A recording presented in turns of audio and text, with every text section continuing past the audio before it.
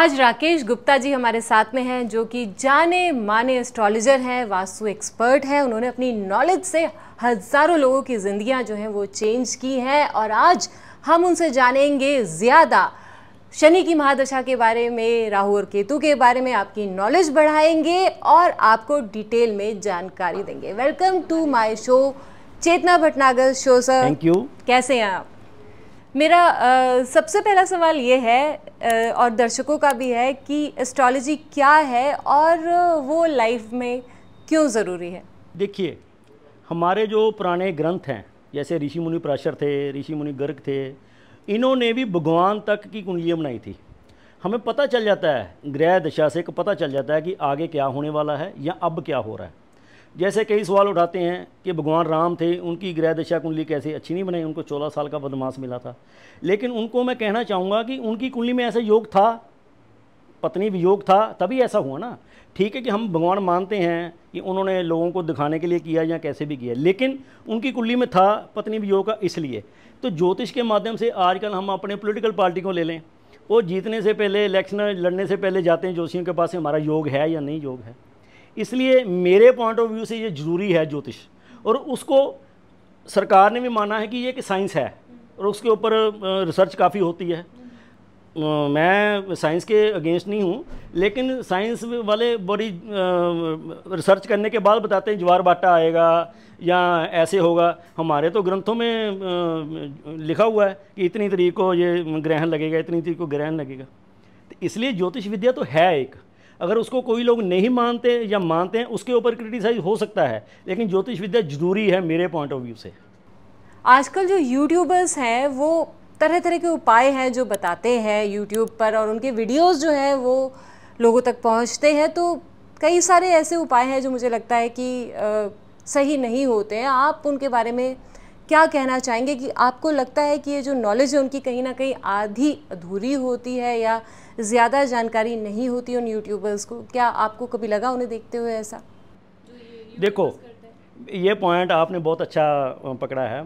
मैं सभी के लिए बताना चाहूँगा, मैं क्रिटिसाइज़ नहीं करता किसी के ऊपर, क्योंकि मैं अग्रवाल फैमिली को बिलोंग करता हूँ। मैं पंडित नहीं हूँ, अग्रवाल फैमिली को बिलोंग करता हूँ। मैं इस फील्ड में सबसे पहले मैं बताना चाहूँगा क्यों आया, क्योंकि अलग अलग भ्रांतियाँ हैं ज्योतिष में, गुमराह करते हैं, ये कर लो वो कर लो। मैंने पहले बोला मैं किसी का क्रिटिसाइज़ नहीं करता, मैं अपना पक्ष रखता हूँ। लोग क्या आजकल करते हैं, यहाँ पे ये नंबर लिख लो पैसा आ जाएगा, ये वाला उपाय कर लो पैसा आ जाएगा, बिना कुंडली देखे। नहीं, गलत है।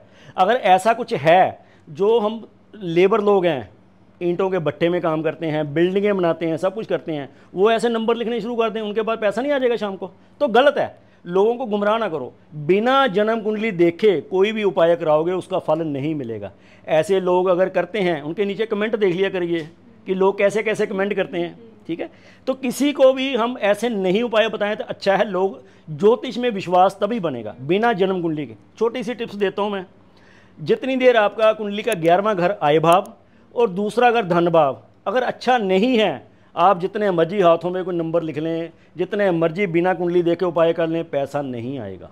आपके पास बहुत सारे क्लाइंट्स आते हैं और हज़ारों केसेस हैं जो आपने सुलझाए हैं, तो आपके लिए सबसे ज़्यादा चैलेंजिंग केसेस जो थे वो कौन से रहे और क्या क्या मुश्किलें थी जो आपको सामने आई उनको सॉल्व करते हुए?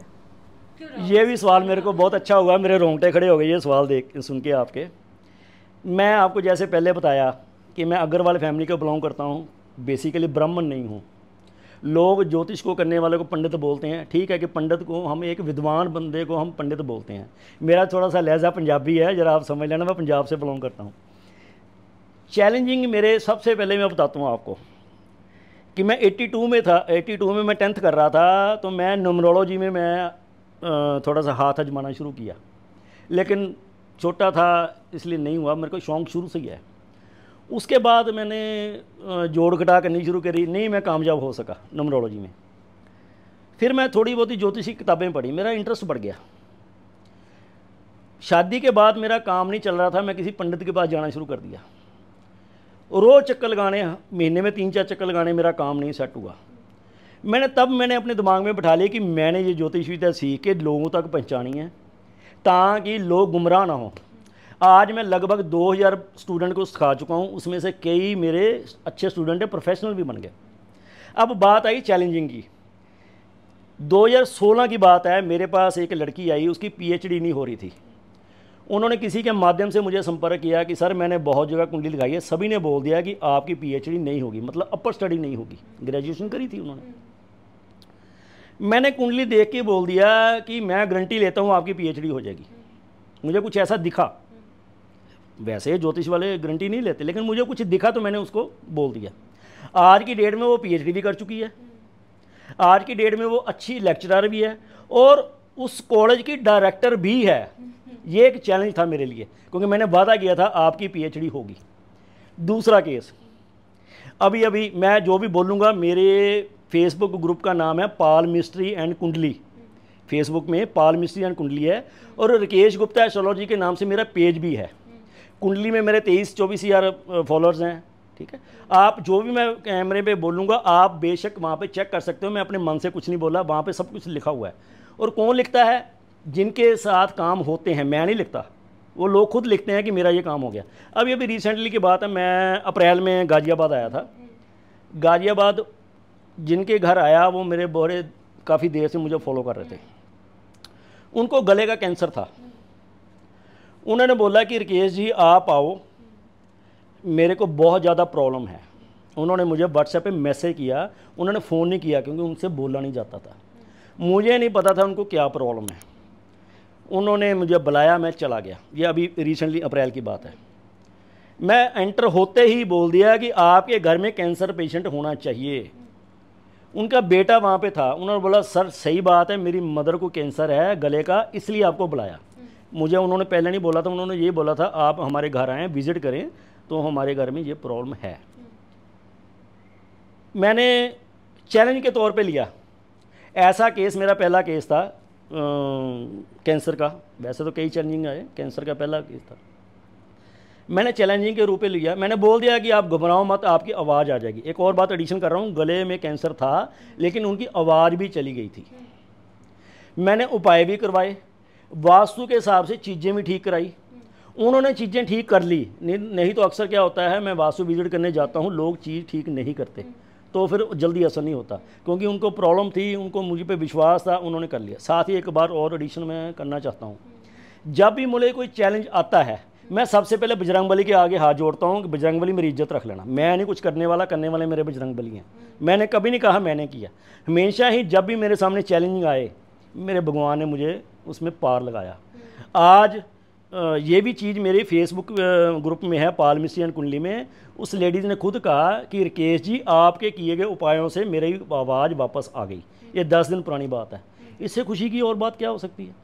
मैं ये नहीं बोला कि डॉक्टरों ने कुछ नहीं किया, ये नहीं मैंने बोला। डॉक्टरों ने अपनी जगह किया, लेकिन कुछ चीज़ें ऐसी होती हैं कि दवाइयाँ तब लगती हैं अगर हम उपाय कराएं या वास्तु के अकॉर्डिंग उनके घर में कोई प्रॉब्लम है तो ये चीज़ हो। भरोसा होना तो जरूरी है ही है, लेकिन मेरा बजरंगबली पे भरोसा है। ये 2 चैलेंज हो गए। एक तीसरा चैलेंज मैं और बताता हूँ। 2016 या 17 की बात है। किसी ने मुझे फेसबुक के माध्यम से संपर्क किया कि मेरे बेटे की कुंडली देख दो, वो सेट नहीं हो पा रहा। मैंने उनका कर्म क्षेत्र तो देखा कि वो कुछ नहीं कर पाएगा, लेकिन मुझे एक चीज़ और दिखी कि इसका एक्सीडेंट होने वाला है। मैंने उसका उपाय करवाया, 10 दिन बाद उसका एक्सीडेंट हो गया। उस कार में जिसको मैंने उपाय कराया वो कार चला रहा था, उसके साथ में एक और लड़का था, पीछे भी उसके क्लास फेलो थे, वो किसी कॉलेज में जा रहे थे। कार ने पलटी मारी, 3-4 पलटी मार के कार डैमेज होगी पूरी तरह। जिसको मैंने उपाय बताया था उसको सिर्फ हाथ में खरोंच आई थी, जो उसके साथ में बैठा था उसकी डेथ हो गई थी। कोई देख के मीडिया में, अखबार में खबरें बहुत छपी थी, ट्रिब्यून में बहुत खबरें छपी थी। तो ये भी मेरा चैलेंज था चीज़ें कि मैंने पहले बोला कि जब मेरे सामने ऐसी कोई चीज़ें आती हैं, सबसे पहले मैं बजरंगबली को बोलता हूँ कि भगवान मेरी इज्जत रख लें, ये होना नहीं चाहिए। एक और चैलेंज आया, छोटा सा चैलेंज है वो भी। एक मेरे नॉन थे, उनकी कुंडली में ऐसा योग था कि वो कंसीव नहीं कर पाएगा। लड़की थी, कंसीव नहीं कर पाएगा। 4-5 साल हो गए थे शादी को, कंसीव नहीं हो रहा था क्योंकि उनकी कुंडली में कोई ऐसा योग था। तभी मैं बोलता हूँ ना, बिना कुंडली देखे कभी भी एनालिसिस मत करो कि ये उपाय कर लो हो जाएगा ना। कुंडली में योग ही नहीं है तो कैसे हो जाएगा। उन्होंने IVF के द्वारा कंसीव किया। 4-5 महीने बाद डॉक्टर ने बोल दिया कि बच्चे की ग्रोथ नहीं हो रही, आप इसका अबॉर्ट करवा लो। उन्होंने मुझसे संपर्क किया। मैंने उनको सिर्फ एक बात बोली कि आपको विश्वास है ज्योतिष पे या मुझ पे या भगवान पे। कहते हमें तीनों पे विश्वास है, भगवान पे भी है, आप पे भी है, ज्योतिष पे भी है। मैं कहा मैं गारंटी लेता हूँ बच्चे को कुछ नहीं होगा। आज 1.25 साल का बच्चा है, कुछ नहीं होगा, स्वास्थ्य है, सबसे बढ़िया है। जबकि डॉक्टरों ने बोल दिया था कि अबॉर्ट करा लो, उसकी नहीं हो रही, कवरिंग हो रही। एक लास्ट अभी 3 दिन पुरानी बात है, एक और चैलेंजिंग मेरे सामने आया। कुछ गवर्नमेंट एम्प्लॉई थे, मैं स्टेट का नाम नहीं लूँगा, गवर्नमेंट एम्प्लॉई थे लगभग 19 या 20। उन्होंने कुछ चीज़ें बनाई थी, सरकार बदली और नई सरकार ने उनको दोषी पाया कि इसमें गड़बड़ी है। उनके 19-20 लोगों के ऊपर FIR दर्ज करके उनको अंदर कर दिया। उसमें JE, SDO, ड्राफ्टमैन सभी थे। उनमें से एक का रिलेटिव मेरा नोन था। उन्होंने बोला कि राकेश जी के साथ जाके मिल लो, वो आपकी समस्या का हल कर देंगे। मैंने कुंडली देखी, जेल यात्रा के योग थे, वो जेल यात्रा चले गए। मैंने उपाय कराए 1 महीना। 1 महीने बाद उनका फ़ोन आया कि सर जमानत नहीं हुई। मैंने उनसे ये सवाल पूछा क्या जमानत रिजेक्ट हुई? कहते नहीं। मैं कहा फिर रिजेक्ट नहीं हुई तो जमानत हो जाएगी, चिंता क्यों करते हो? फिर उनका दूसरा सवाल था कि क्या उनकी जॉब के ऊपर असर हो जाएगा, मतलब जॉब चली तो नहीं जाएगी? मैं कहा नहीं जाएगी। मंगलवार को, इसी मंगलवार को 3-4 दिन पहले उनकी जमानत भी हो गई, जमानत से बाहर भी आ गया। मैंने उनको बोला कि ये मैंने बोला था आपको? कहते हाँ। ये भी स्क्रीनशॉट पाल मिस्ट्री एंड कुंडली मेरा फेसबुक ग्रुप है, उसमें पड़ा है। मैं अब जो भी बात कर रहा हूँ मैं अपने मन से नहीं कर रहा हूँ, वहाँ पे सब कुछ लिखा है। क्योंकि मैं पहले बात बताई, मैं सच्चा बंदा हूँ। मैं कभी भी जो मैंने किया वही बताऊँगा, अपने मन से कुछ नहीं बताऊँगा। जैसे लोग कहते हैं नंबर लिख लो पैसा आ जाएगा, मैं ऐसा कुछ नहीं बताता। बिना जन्म कुंडली के मैं कुछ नहीं बताता। एक और सवाल जो हर किसी के दिमाग में होता है, हम कहते हैं किस्मत जो है ना, डेस्टिनी, उसे ऊपर से लिखवा के लाता है हर कोई। तो क्या किस्मत ऊपर से लिख कर आती है? और अगर ऊपर से लिख कर आती है तो क्या उसमें बदलाव किए जा सकते हैं जब तक हम धरती पर हैं तब तक? देखो, इसमें तो नो डाउट किस्मत ऊपर से लिख के आती है, लेकिन किस्मत बनाना भी अपने हाथ में है। लोग कहते हैं जब हमारी शादी नहीं होती तो हम कह देते हैं हमारी किस्मत है शायद शादी ना हो। जब शादी हो जाती हम कहते हैं कि यही हमारी किस्मत में लिखा था। तो ये 2 चीज़ें अलग अलग डिफरेंस है। मानो तो गंगा माँ, नहीं तो पानी, ये कहावत है। किस्मत ऊपर से लिख के आती है, लेकिन मेरा क्या मानना है कि हम एनर्जी अपनी देंगे, हम अपना काम करेंगे, हम अपना कर्म करेंगे तो हम किस्मत लिख सकते हैं। हम ये नहीं कि अगर मान लो कई कहते हैं कि हमारे कर्मों में ये लिखा है तो वो घर बैठ जाएं, उनको कर्मों का नहीं मिलेगा ना फल। अगर उनको बोला है, उसकी किस्मत में लिखा है कि करोड़पति बन जाएंगे, लेकिन साथ में ये भी लिखा हुआ है कर्म करोगे तो करोड़पति बनेंगे। इसलिए कर्म वहाँ पे किस्मत में लिखा है, लेकिन हमें कर्मों को भी ध्यान देना है। हमारी गीता में भी यही लिखा है, ठीक है ना, कर्म करो तो फल। कहता भगवान कहता फल देना मेरी मर्जी, आप कर्म करो। तो यही चीज़ है कि लिख के भेजा है, लेकिन कर्म के बिना नहीं मिलेगा। बिल्कुल सही बात है, कर्म तो करने ही पड़ते हैं अगर अपनी डेस्टिनी आप लिखना चाहते हैं तो। और एक और चीज़ है कि बर्थ चार्ट और लगन चार्ट को लेकर जो लोग हैं वो बहुत ज़्यादा कंफ्यूज रहते हैं। आखिर इसमें क्या डिफरेंस है? बर्थ चार्ट और लगन चार्ट क्या है?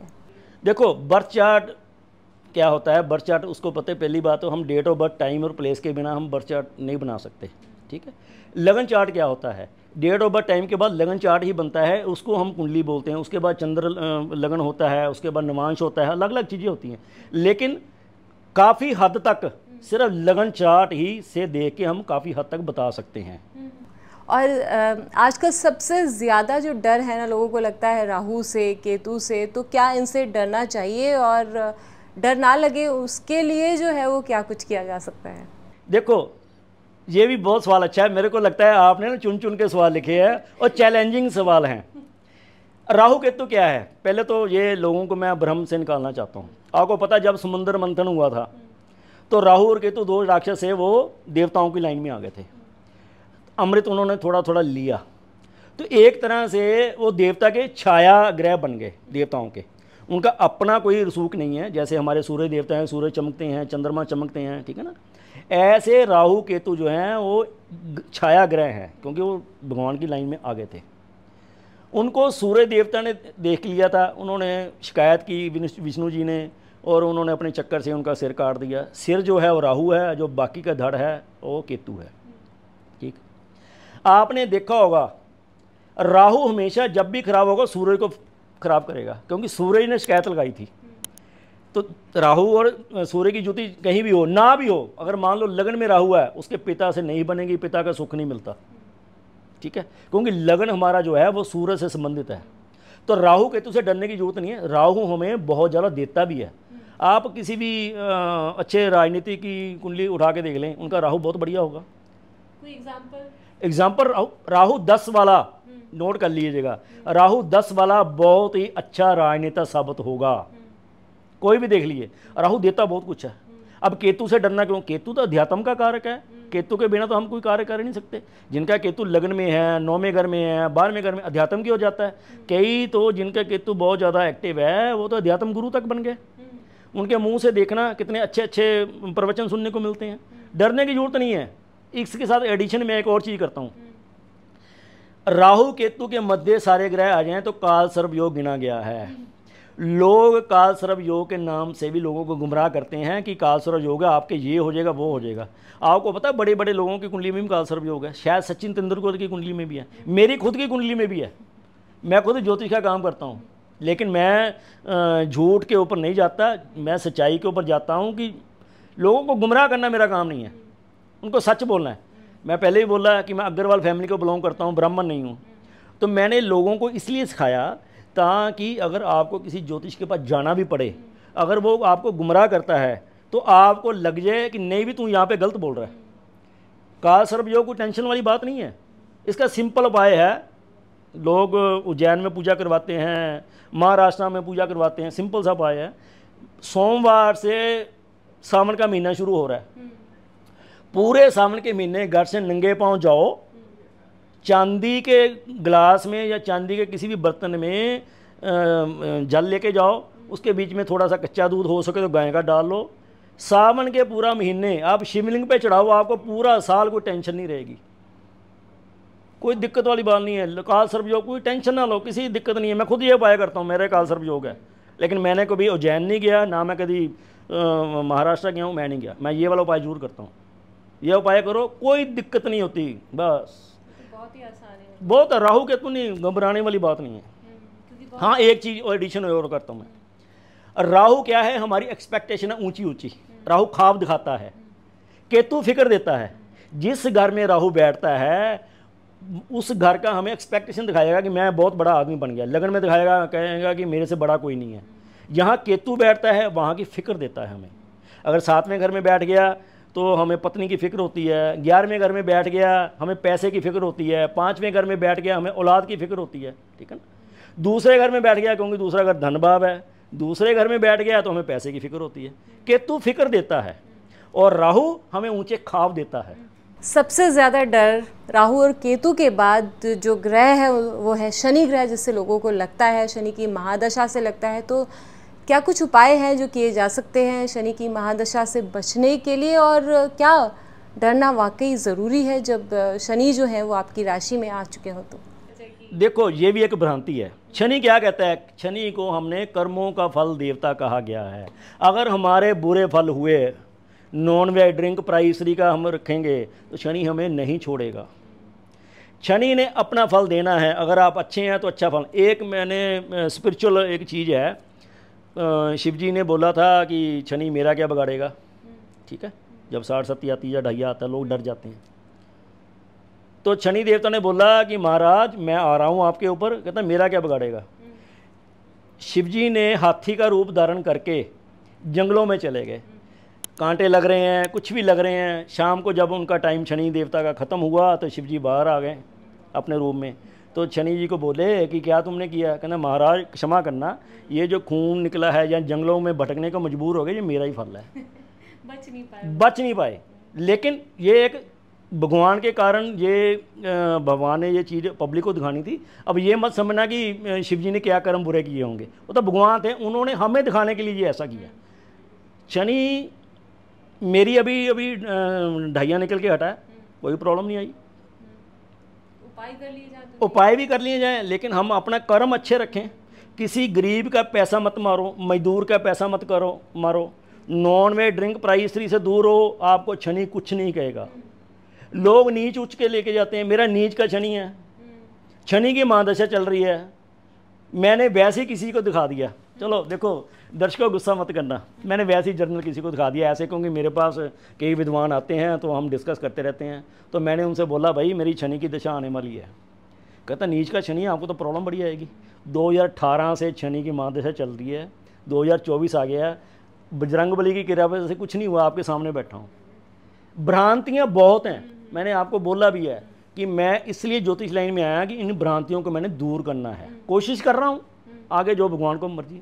अब हम 9 ग्रहों की बात कर लेते हैं, क्योंकि 9 ग्रह जो होते हैं वो लाइफ में इफ़ेक्ट डालते हैं हर किसी की। तो इन 9 ग्रहों को बैलेंस कैसे किया जा सकता है, और क्या कुछ है जो इन प्लैनेट्स को करके हम अपने फेवर में ला सकते हैं या पॉजिटिव रख सकते हैं? देखो ज्योतिष में यूट्यूब में अक्सर या वैसे ही फेसबुक में चलता रहता है कि 9 के 9 प्लैनेट हमारे घर में मौजूद हैं, लेकिन होता क्या है, हम कहते हैं सूरज को ठीक करना, अपने पिता की सेवा करो। अब सेवा करो, सामने वाला कहता है मेरी पिता से बनती नहीं है, हम कैसे प्लैनेट ठीक करें? ठीक है, अगर बनती नहीं है तो सेवा कर लो, क्या फ़र्क पड़ता है? कोई फ़र्क नहीं पड़ता। चंद्रमा हमारी मदर है, मदर से नहीं बनती, मौसी से कर लो सेवा, सास से कर लो सेवा, दादी से कर लो सेवा। लेकिन अगर हम अपने घर में नहीं सेवा कर पाते, हम प्लैनेट बाहर जाके हम सूर्य को जल दे दें, हमारे घर में सूर्य बैठा है, उनको हम पानी ना पूछें, बाहर जल दे लो, क्या फ़ायदा? मैं नहीं समझता कि हम अपने घर के अलावा कहीं और करें। उपाय होते हैं वो भी, ऐसा नहीं मैं कहता हूँ उपाय नहीं होते, लेकिन सारे के सारे ग्रह तो हमारे घर बैठे हैं। बुध हमारी बहन बुआ बेटी है, मंगल हमारा भाई है, बृहस्पति हमारे बुजुर्ग हैं, पिता हैं, गुरु हैं, शुक्र हमारी पत्नी है, महिलाएं हैं। अब शुक्र अक्सर लोगों का खराब होता है, कारण क्या होता है, अपनी पत्नी को छोड़ के बाहर की महिलाओं के साथ उनके संबंध होते हैं, शुक्र तो आपका खराब होगा। अब कईयों को सवाल आ जाएगा इसके ऊपर, मुझे पता कमेंट आ जाते हैं। अब सवाल आता है कि फिल्म इंडस्ट्री में कि ये चीज़ तो कॉमन है, लेकिन आपको पता है उनके बच्चों के ऊपर क्या असर होता है, उनको बीमारियाँ कितनी होती हैं, ये भी नोट करके रखना, ठीक है ना? तो चीज़ हमें अपने घर में ही मौजूद है, अगर हम चाहें तो हम वहीं पे ठीक कर सकते हैं। तो अपनी माँ बाप की सेवा कर कर और अच्छे कर्म करके जो है हम अपने प्लैनेट्स को जो है वो अपने फेवर में कर सकते हैं। तो अच्छे कर्म करना बिल्कुल ना भूलें। और अब जो है हम बात करेंगे वास्तु की। वास्तु का जो चलन है, वास्तु शास्त्र का, वो बहुत बढ़ गया है। जिसे देखिए वो वास्तु के बारे में जानना चाहता है, और हर कोई जो है वो अपने घर का वास्तु जो है उसे ठीक करना चाहता है अपने बिज़नेस को बढ़ाने के लिए, और अपनी जो शॉप्स हैं, अपना जो कारोबार है उसे बढ़ाने के लिए भी वास्तु के बारे में लोग बहुत ज़्यादा जानना चाहते हैं। तो क्या वास्तु जो है वो वाकई आपकी ज़िंदगी में बदलाव लाता है, और क्या ये भी ज़रूरी है वास्तु लोगों के घर में होना, उनके बिज़नेस में होना? तो क्या वाकई इससे ज़िंदगी में सुधार होता है वास्तु से? देखो आजकल दिल्ली एनसीआर में खासकर वास्तु और महावास्तु के नाम पे बहुत कुछ हो रहा है। मैंने पहले बोला था मैं किसी का क्रिटिसाइज नहीं करूंगा, मैं अपना पक्ष रखूंगा। महावास्तु के नाम पे लोग चीज़ें बहुत सारी बेचनी शुरू कर दी। पिछले साल अप्रैल में मैं दिल्ली एनसीआर में किसी के पास गया, बहुत बड़ा पॉलिटिकल बंदा था, किसी बड़ी सोसाइटी का चेयरमैन था। उसने बोला किसी के रेफरेंस के तो सर हमारा भी आके वास्तु देखो। मैं देखने चला गया, बड़े बड़े उन्होंने चीज़ें लगा रखी थी, कहीं हाथी लगा रखा था, कहीं कुछ लगा रखा था। मैं समझ गया, मैं कहा भी ये किसी से फंस चुके हैं। तो मैं चुप रहा, क्योंकि मेरा काम नहीं है क्रिटिसाइज करना, मैं अपने ग्रह ठीक रखता हूँ, मैं क्रिटिसाइज करके अपना शनि खराब नहीं करना। मैंने उनसे ये बोला कि सर पिरामिड लगा रखे थे, इतने बड़े बड़े पिरामिड। मैं फिर कहता हूँ क्रिटिसाइज नहीं करता। पिरामिड क्या है? मिस्र के लोग पिरामिड के नीचे मुर्दा दफनाते हैं, तो पिरामिड को नहीं घर में रखना चाहिए। अगले की मर्जी है, मैं नहीं कहता, जिसने रखना रखो, मुझे कोई इतराज़ नहीं। उन्होंने क्या किया, जिसने मुझे अप्रोच किया था, उस पॉलिटिकल बंदे ने अप्रोच नहीं किया था, उसने आगे किसी ने बोला कि हमारे गुरु जी हैं उनको बुला लो। उन्होंने बताया मुझे कि 5 लाख रुपये फीस दी थी महावास्तु वाले को, और 5 लाख का वो सामान दे गया। पिरामिड थे, हाथी थे, कबूतर थे, चांदी के या किसी चीज़ मिट्टी के कबूतर थे, 5 लाख का सामान दे गया। मैंने सिर्फ उनको एक सवाल पूछा कि इस उपायों के बाद आपका फ़ायदा तो मुझे नहीं दिख रहा, नुकसान क्या हुआ ये बता दो बस। कहते हैं मुझे 100 या 150 करोड़ के जीएसटी का नोटिस आ गया, क्योंकि बहुत बड़ा कारोबार था उनका, नोटिस आ गया जीएसटी का। फिर मैं कहा भाई साहब बताया फ़ायदा क्या हुआ? कहता सर तभी तो आपको बताया। मैं कहा सर जो दिखता है वो बिकता है, ये जूरी नहीं है। आप देखो कि उन्होंने ये चीज़ें इतनी इतनी लगाई, पिरामिड लगा लेंगे, एक कमरे में 4 पिरामिड लगे हुए हैं चारों कोनों में। मैं हैरान रह गया। मैं मकान वास्तु करता हूँ, बिना तोड़ फोड़ के ठीक कराता हूँ। उसकी चैलेंजिंग के रूप में मैंने उस लेडीज़ की आवाज़ आ गई, उसको मैंने वास्तु ठीक किया। ये मेरा, मैं खुद कह रहा हूँ कि वहाँ पे मेरे पेज पे जाइए, वहाँ पे लोगों ने खुद कमेंट किए हैं, मैं नहीं कुछ कह रहा। क्योंकि मुझे पता है जो रील बनाते हैं, जो ब्लॉगर होते हैं, उसके नीचे लोगों के कमेंट बड़े अच्छे बुरे सब आते हैं। लेकिन मैं कह रहा हूँ मेरे पाल मिस्ट्री एंड कुंडली में आइए, वहाँ पे देखे कमेंट लोगों के, मैं नहीं कुछ कहता, लोग कहते हैं। तो उन्होंने बोला नहीं सर आप उपाय करवाओ। मैंने सारा कुछ ठीक कर दिया, जो जो उनकी प्रॉब्लम थी मैंने बता दी। एक चीज़ मैंने और देखी, तो मैंने बोला आपके घर में बहन बुआ बेटी को प्रॉब्लम होगी। अब जिसके थ्रू गया था उसके सामने तो बोल दिया नहीं ठीक है सर सब कुछ ठीक है, कुछ नहीं है, क्योंकि लीडर था, किसी के सामने बताना नहीं चाहता था। जब वो डिनर के लिए मुझे अपने घर लेके गया, कहता 32 साल की मेरी बेटी होगी, अभी तक शादी नहीं हुई। मैं कहा सर आपको पहले बोला था आपका ख़राब है। मैं कहा आप माने नहीं। तो अभी भी मेरे को अप्रोच किया था इलेक्शनों से पहले कि सर मुझे एमपी की टिकट दिलवा दो, मैं लड़ना चाहता हूँ। मैं कहा भाई तुम्हारी कुंडली में लीडर है ही नहीं है, लीडर बनना है ही नहीं है। ठीक है कोऑपरेटिव सोसाइटी का चेयरमैन था, वो वहाँ तक ठीक था। मैं कहा टिकट नहीं मिलेगी और मुश्किल है आपका जीतना। तो चलो उसको टिकट भी मिली, अप्लाई कर रहा था, टिकट भी मिली। वास्तु एक अच्छी चीज़ है, उसमें देख सकता हूँ। अब मैंने क्या कराया, जब मैंने उनकी चीज़ें ठीक करी, मैंने जो चीज़ें पिरामिड वगैरह लगा रखे थे, मैं कहा अगर मेरे पे विश्वास है तो ये उठाना पड़ेगा। उन्होंने मेरे कहने पे उठा दिया और कुछ जोन ठीक किए, north east, north west, south west, चारों कोने मैंने ठीक करवाए। उसके बाद उनको 3 करोड़ के टेंडर मिले। जीएसटी का जो केस चल रहा है उनको भरना नहीं पड़ा, उन्होंने रिट दायर कर दिया है, वो केस सॉल्व हो जाएगा, कोई दिक्कत वाली बात नहीं है। लेकिन उसके बाद मेरे वास्तु विजिट के बाद उनको 3 करोड़ के टेंडर मिले, तीनों पास हो गए, तीनों का काम भी खत्म हो गया। उन्होंने मुझे फ़ोन पे 2-3 महीने पहले बात बताई। तो वास्तु है, जो मानव वास्तु है। अब जिस लेडीज़ की मैं बात कर रहा हूँ उसका गले का कैंसर ठीक हुआ और गले के आवाज़ आई, उनका वास्तु ख़राब था, उपाय भी कराए हैं लेकिन वास्तु की चीज़ें भी ठीक कराई हैं।